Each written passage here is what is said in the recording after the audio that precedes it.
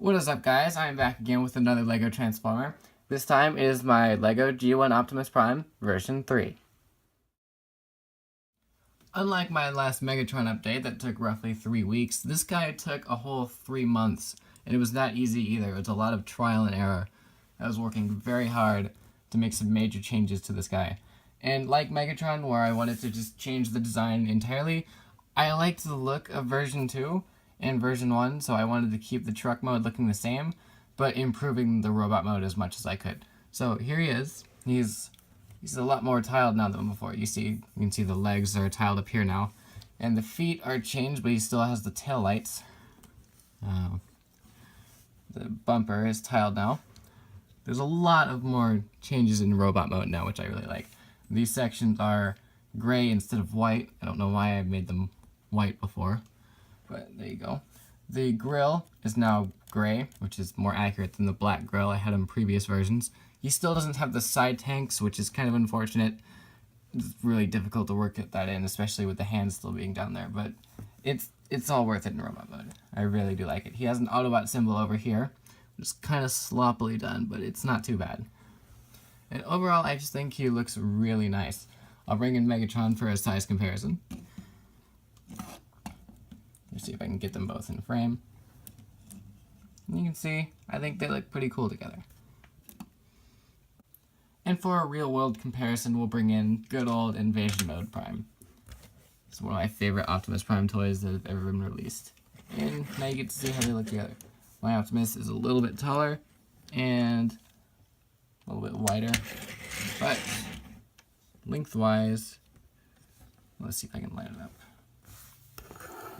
I got it lined up down there, and they're about the same here, except my Optimus is a little bit longer because he's got the feet, but they would be roughly the same length. One thing I wanted to point out is that he doesn't have the giant trailer hitch on here. I didn't really like the way that looked, and it's not necessary in robot mode anymore. There's no gap. Everything fills in quite nicely. And unlike version 2, which was mainly just cosmetic changes, there is actually a lot different going on here. So, without further ado, let's get to the transformation. You still have to take off the hands back here, but they're easier to take off than they were before. And another thing I want to say is that the arms don't flop around anymore. I replaced the half pin joints they were on with some T-joints. So they come out really solid like this, and then they come out. Then we'll just come around here to the back.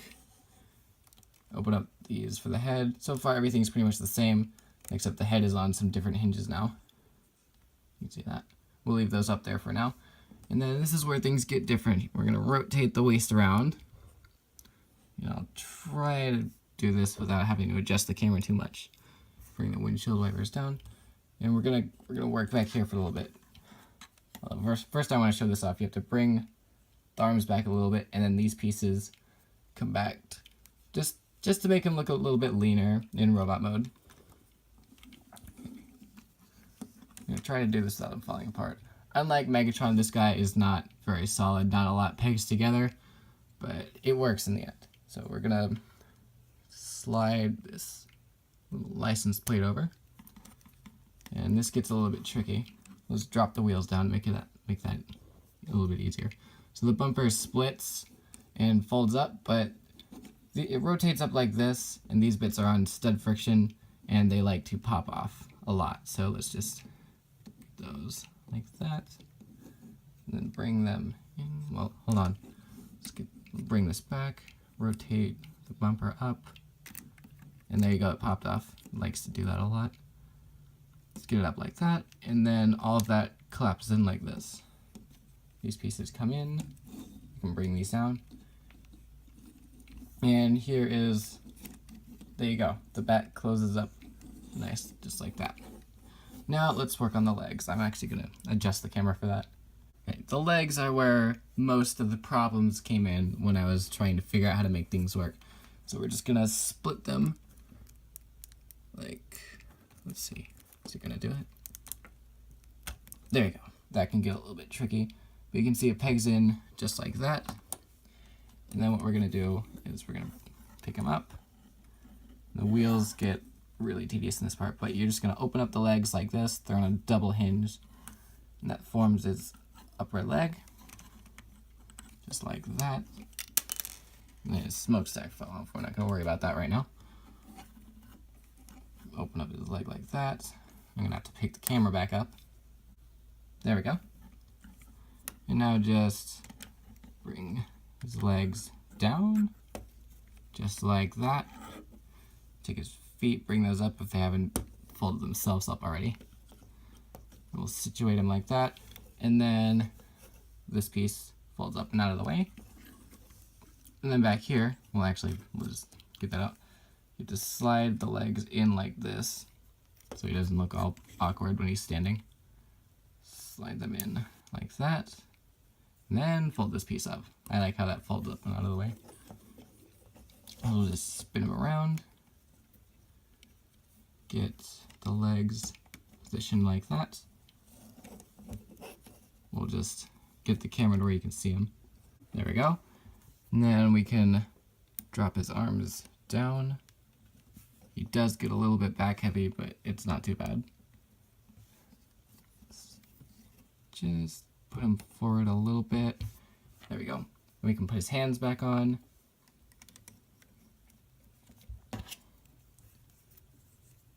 Just like that. And then these wheels here don't really have a place to go. They just sort of sit there. But I like bringing them back and then folding them up like that, just so they're out of the way. Then, once you've done that, here is Optimus in his robot mode. So here is Optimus in his vastly improved robot mode. A long-awaited and much-needed update. Turned out really nice. He does look a lot leaner. He's not nearly as chubby as my last Primes. I just think he looks really good. Like 3 months of working on this guy, I'm really enjoy seeing him like this now. The finished product. He is a little bit back heavy, just because of how everything works out. And he doesn't look too good from the back, but it's not too bad. Like, it's not the best, but it's not the worst either. I wish I could have done something else with these wheels, because as they are, they don't really look good. That was one of the hardest parts of figuring out how to... Oh, there you go, see? He is a little bit back heavy. That was one of the hardest parts of trying to modify this guy and improve on him, was what do I do with the wheels? He does have the new Mixel ball joints. This is the first Transformer I've implemented those on. And they were a huge help. I mean, I picked them up in the last few weeks of modifying this guy, and I was just stuck on the legs right here. I had no idea what to do. And if I hadn't used these, I don't know what else I would have done, really, to modify this guy. And he looks really cool. I'm really proud of this guy. He does have his Energon axe, which I'm really proud of. And this is the reason why I modified his elbows, because I was going to leave them the same. It really was. Version 1, he had really weak elbow joints here, so he couldn't have hands, but I replaced them with newer hinges that weren't old or worn out, and they were a little bit stronger, so I gave him hands.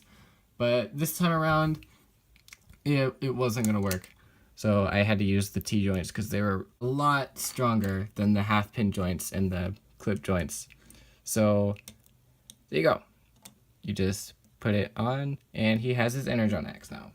Another thing he has is his iconic gun. There's no real handle because of the way his hands are, but there's a peg here that just goes onto his arm, and when you peg it on like that, it looks like he's holding his gun, which I do really like. And you can pose this guy. I gave him his arm joints back, so his arms can go forward and back. Let's see, what can we do with this guy? Something like that.